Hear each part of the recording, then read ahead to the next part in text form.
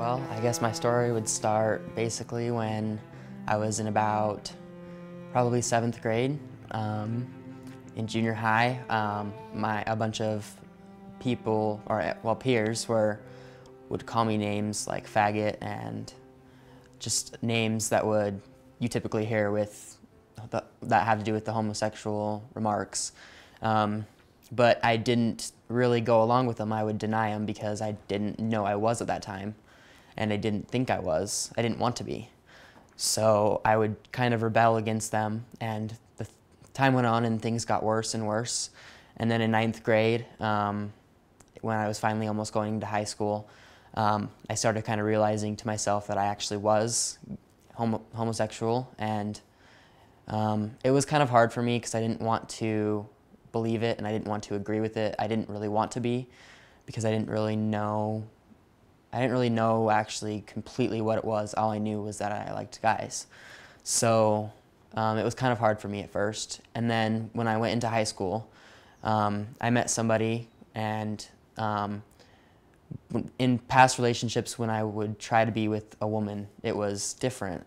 I couldn't even kiss them or anything, so it was way different. But then when I met a guy who I really liked, it was a lot different than any other relationship I had in the past.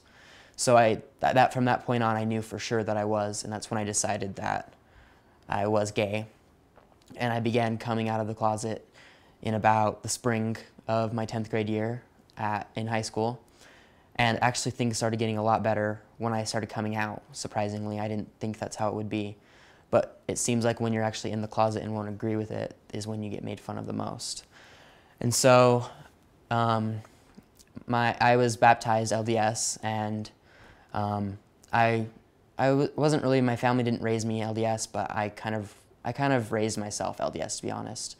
Missionaries started coming over when I was in elementary school, and I talked to them once a week or so, and I decided to be LDS, and I got baptized when I was 11.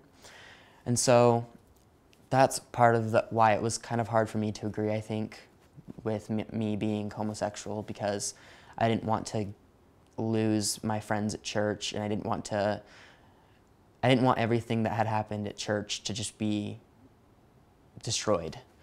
And so once I did agree that I was homosexual, I stopped going to church, just because and I still to this day, I think I'm too scared to go back, just because I'm not going to lie to them. I know that, like, if somebody asked me at church, and who I hardly knew, and they asked me if I was, I wouldn't lie and say that I'm not gay. I would tell them, and I'm afraid that if I did do that, that I would maybe get, kicked out, excommunicated, whatever happens to some people. But on the other end, I know that sometimes nothing happens, and it actually makes things better. And so I don't really know what to do on that end. But to be honest, I don't think it's as bad in the LDS community as some people think it is here in Utah to grow up gay. Maybe for some it is. But it's not really the religion aspect, I don't think, that makes it hard to grow up in Utah. I think it's just growing up and just dealing with people, just peers, period, even if they're not LDS, is the hard part. And I think it's the same in Utah as anywhere else from my perspective. It's just as bad, the bullying and stuff, but I don't see it as being worse because Utah is such a conservative place in LDS. Maybe when it has to do with coming to like the gay marriage laws and that kind of thing, I think that does have a lot to do with with Utah being LDS, but at the same time, I don't think that people are bullied more in Utah.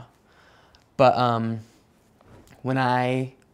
back to when I met that person who I talked about a minute ago, his name was Josh, and it just felt completely different than I've ever felt. And so ever since then, I've been really happy with who I am, and actually having that person there close to me was really helpful in being comfortable with myself and being comfortable with just being open about it. And so I think I'm a lot happier now that I'm actually open about it. I still get a few things every now and then, like if you're holding hands with a guy and you're walking down the street, you'll get funny looks sometimes. But once you come to a certain point, I think you just begin to kind of ignore it, and you find you're comfortable with it still, even if people are giving you weird looks and stuff, because if you're proud of who you are, then you don't care about what other people say. And so I think I'm really happy ever since I've been open and out.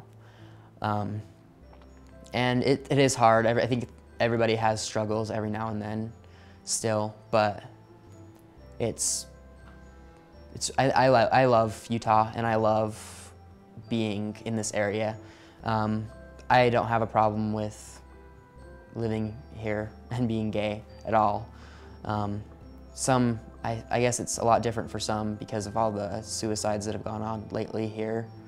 And I don't know if it's just here that they're happening a lot. I don't think it is only here, but I guess for some it can be bad. And so I hope that they all know that it truly does get better.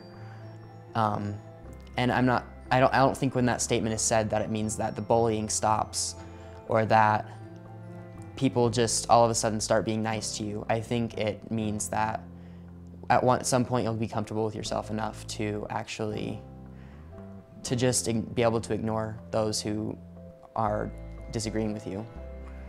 And so I think that growing up in Utah and being LDS I think it has its advantages, but it also has its disadvantages. So, but I like it, and I love living here, and I don't think I'll ever move from Utah.